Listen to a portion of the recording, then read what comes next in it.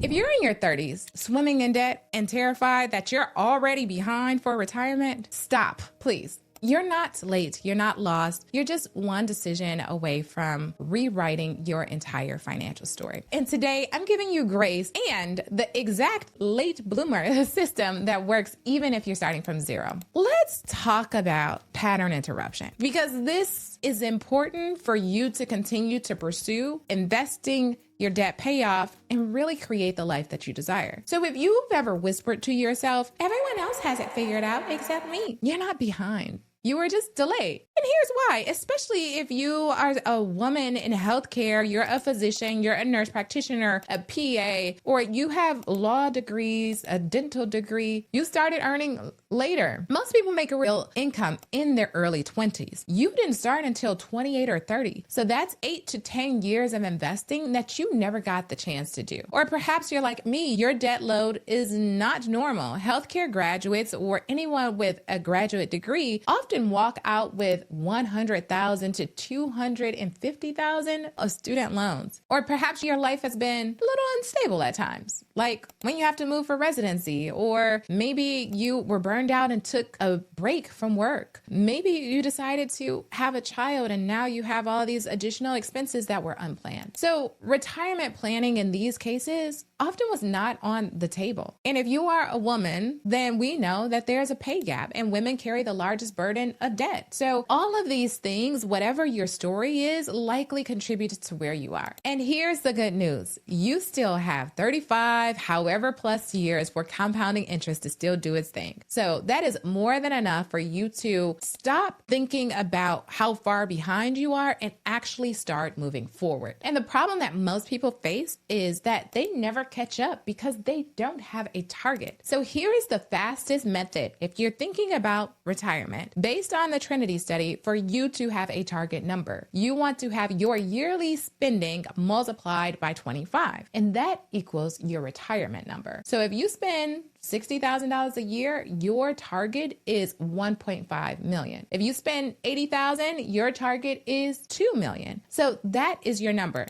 Now I'm going to show you exactly how to hit it. Let me tell you a little secret. Saving alone will not make up for starting late. I think sometimes when you have been behind, or this perception of being behind, you want to hold on to everything that you get. But saving is not going to help you to get there, because it will be a lot harder to save $2 million than it would be to invest a little bit and allow compounding interest to help you along this journey. So let me give you a quick example here. A 30-year-old investing $500 a month at a 7% return ends up with over $600,000. Increase that to $800 a month and you cross 1 million. Investing is the great equalizer, but only if you follow the right sequence. And I'm going to give you a roadmap that takes you from feeling behind to getting ahead. And step 1 is build a small emergency fund. Most people have heard of Dave Ramsey saying that you need $1,000.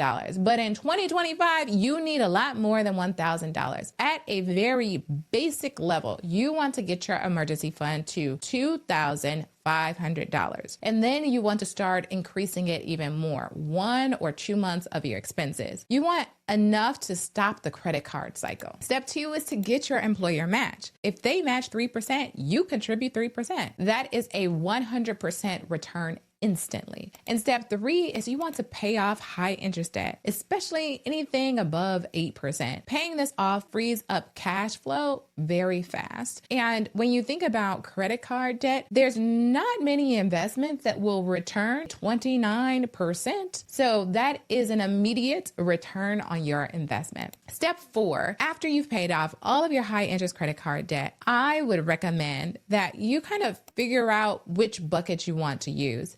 I would say that if you make under $160,000, you want to first contribute to a Roth IRA, because that is going to be your tax-free retirement bucket. And you start small, but it's going to grow each year. So here's a question that I get all the time. How do I save more when it already feels so tight? So let's answer it. Number 1 is the 1% rule.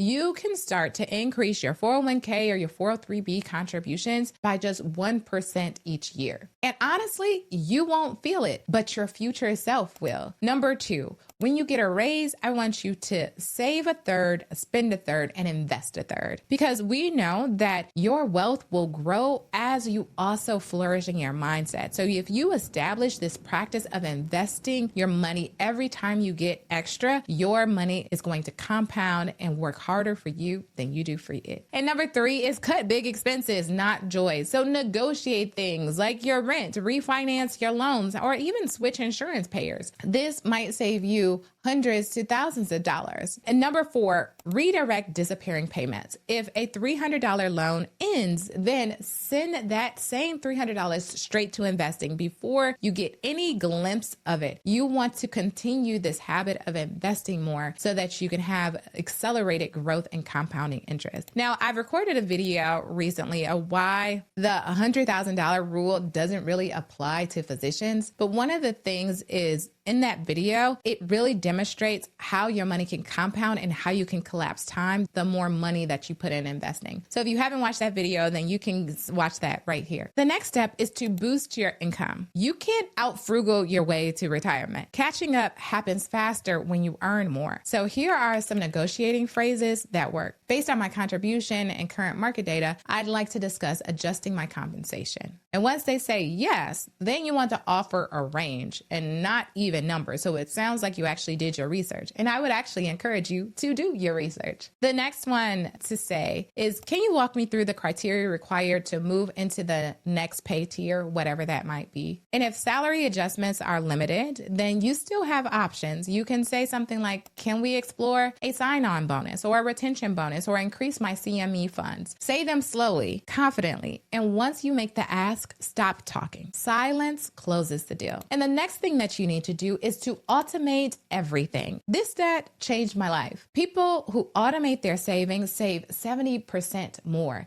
than people who try to do it manually. So set up automation for your 401k, your 403b contributions, your Roth IRA transfers, debt payments, savings. Automation builds wealth because it protects you from stress, decision fatigue, and impulse choices. Here is your entire plan in one place. Number 1 is to know your number. You have to know a target in order to know how to get there. So this is how you calculate it. Spending multiplied by 25. Number 2 is follow the waterfall. Emergency fund, employer matches, high interest debt, Roth IRAs. Number 3 is increase your savings every single year. 1% rule plus any raises. Number 4 is to boost your income. Negotiate, monetize your skills. Remember, there's so much value that you offer to your employer and you should be compensated for it. Number 5 is to automate everything. Let systems make you wealthy. This system works with you if you stick with it. If this video helped you at all, I want you to leave a comment on which step you're going to work on, or just a thumbs up, some type of emoji. I really enjoy seeing your comments and I respond to everyone. And if you want more support negotiating, drop a question in the comments so that I can help you to craft your perfect negotiation to boost your income. Well, I want to say thank you for watching, and until next time, people, stay wealthy, stay healthy. Bye-bye.